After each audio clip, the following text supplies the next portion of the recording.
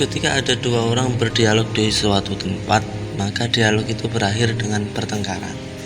Sementara ada dua orang lainnya berdialog dan berakhir dengan damai dan memuaskan. Itulah keterampilan berdialog. Mengapa ada dua orang menyampaikan khotbah dengan materi dan kata-kata yang sama, tetapi audiens pada khatib pertama ada yang menguap, ada yang tidur, ada yang asik bermain dengan karpet masjid, dan ada yang mengubah posisi duduknya berulang-ulang. Sementara audiens pada khotib kedua sangat antusias dan memberikan respon yang baik, mata mereka nyaris tak berkedip dan hati mereka tidak pernah lalai. Itulah keterampilan berorasi. Ketika si Fulan berbicara di dalam forum, semua orang mendengarkannya dan memandang ke arahnya. Sementara ketika orang lain berbicara, para hadirin asik mengobrol sendiri atau sibuk membaca SMS yang masuk ke ponselnya. Itulah keterampilan berbicara. Mengapa ketika seorang dosen berjalan di lorong-lorong kampus, Anda melihat banyak mahasiswa di sekitarnya? Ada yang sekedar bersalaman, ada yang berkonsultasi, dan ada yang menyampaikan masalah. Bahkan seandainya ia duduk di kantornya dan mengizinkan mahasiswa masuk ke dalamnya, niscaya ruangannya akan penuh sesak dalam sekejap. Semua orang senang berbincang dengannya. Sementara dosen lainnya atau dosen-dosen yang lain berjalan di kampusnya seorang diri dan keluar dari masjid kampus seorang diri. Tidak ada mahasiswa yang mendekatinya untuk mengucapkan salam, berjabat tangan, dan berkonsultasi. Seandainya ia membuka pintu kantornya sejak matahari terbit sampai terbenam, non-stop siang dan malam, tidak akan ada orang yang mau mendekatinya atau ingin berbincang dengannya. Pertanyaannya adalah, mengapa? Saudara sekalian, itulah keterampilan bergaul dengan orang lain. Mengapa ketika seseorang memasuki sebuah forum yang terbuka untuk umum, maka semua orang bersuka cita, cerah ceria, dan gembira ria menyambut kehadirannya. Semua orang ingin duduk di sampingnya. Sementara ketika orang lain masuk, mereka menjabat tangannya dengan dingin karena tradisi atau basa-basi. Lalu ia duduk menengok ke sana kemari untuk mencari tempat duduk yang kosong. Tidak ada seorang pun yang memberinya tempat duduk atau mengajaknya duduk di sampingnya. Mengapa? Itulah keterampilan menarik simpati dan mempengaruhi orang lain.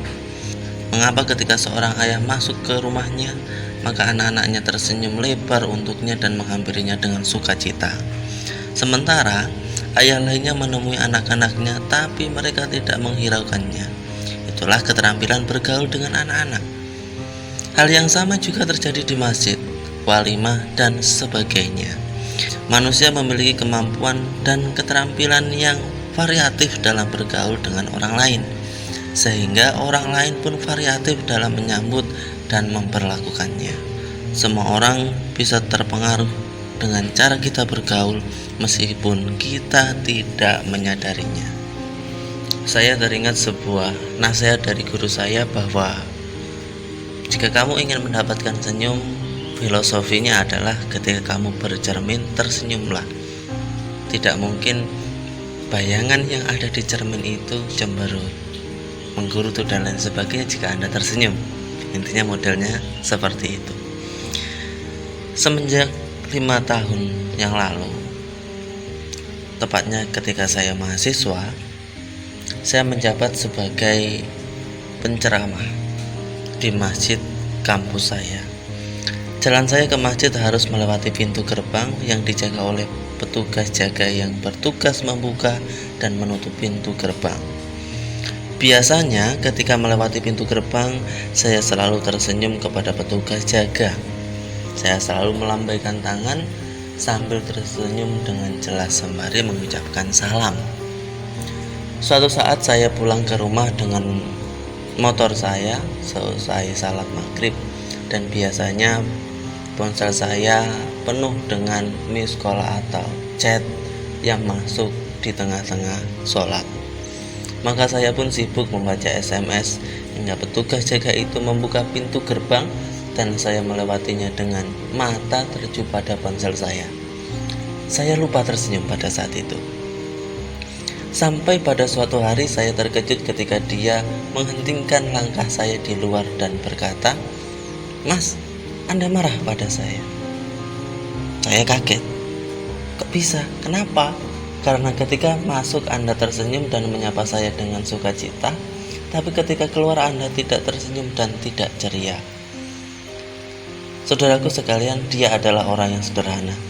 Kemudian orang ini pun bersumpah kepada saya bahwa dia menyukai saya dan senang melihat saya. Lalu saya meminta maaf kepadanya dan menjelaskan kenapa saya tidak sempat tersenyum kepadanya.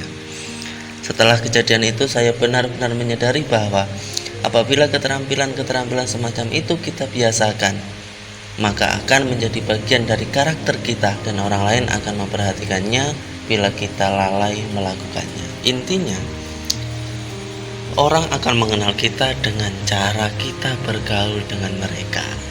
Misalnya Anda sering tersenyum, maka secara tidak langsung orang lain akan menilai Anda adalah tukang senyum, atau murah senyum, atau tukang gembira, atau yang lainnya. Jadi intinya, ayo lakukan hal terbaik ketika Anda berjumpa dan berkonsultasi dengan orang lain.